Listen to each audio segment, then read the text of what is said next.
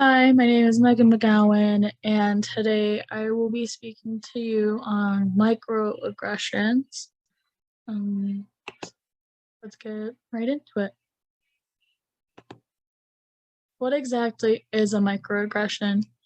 So, a definition from Webster's dictionary is it is a comment or action that subtly and often unconsciously or unintentionally expresses a prejudiced attitude towards a member of a marginalized group. So, in the next couple slides, I'm going to have a couple examples from my friends.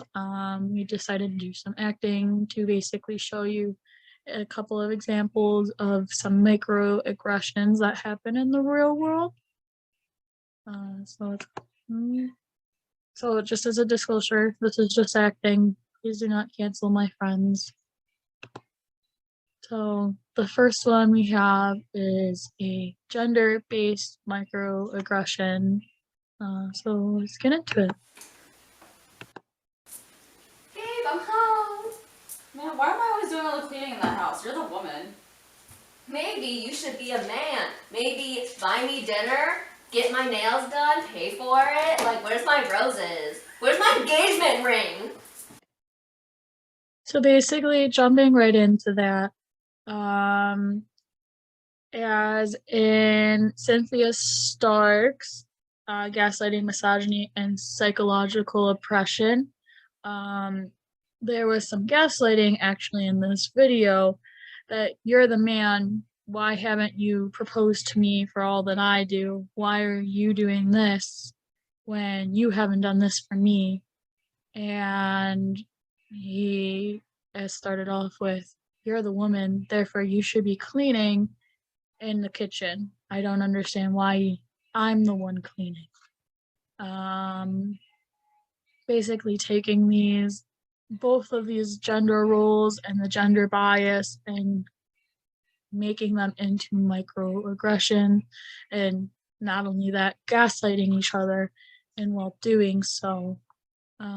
So the next one I would like to jump into is a trans-based microaggression. Though it is still a gender microaggression. It's just within the trans community, which both my friends have said that they have experienced quite often. Alright. Well, so, are you like in the right bathroom, man? Yeah, Are you sure? Like, what's in your pants?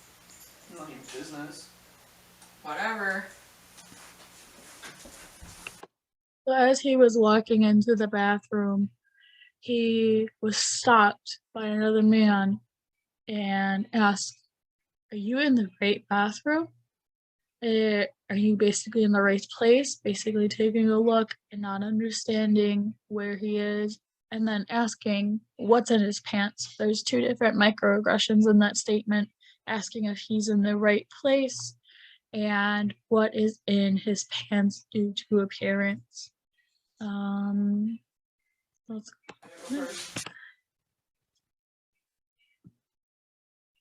Some different effects of microaggression can be loss of self-esteem, feeling of exhaustion. So basically, you get told these things and you hear them over and over, and you start thinking about them, about yourself.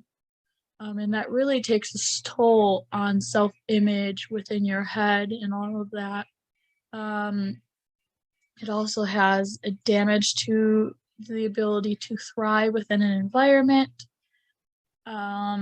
Basically taking these microaggressions yet again, and you look through your self-image.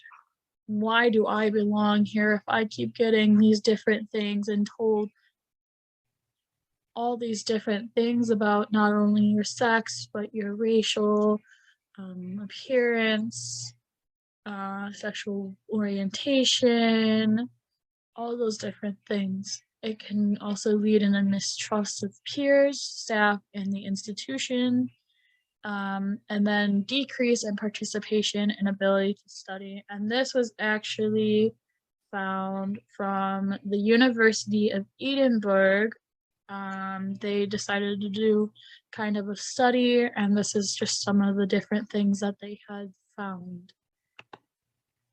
So there are 3 different types of microaggressions that I would like to jump into: microassaults, microinvalidations, and microinsults.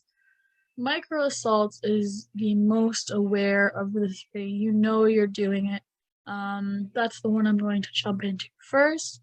It's a blatant, intentional, discriminatory attack that may be verbal, nonverbal, or environmental. The verbal being blatant insults. Different kind of racial bias insults, gender-based insults that you know that you're saying. Nonverbal attacks, an example could be grasping your bag as you're going across the street when you see someone, a person of color.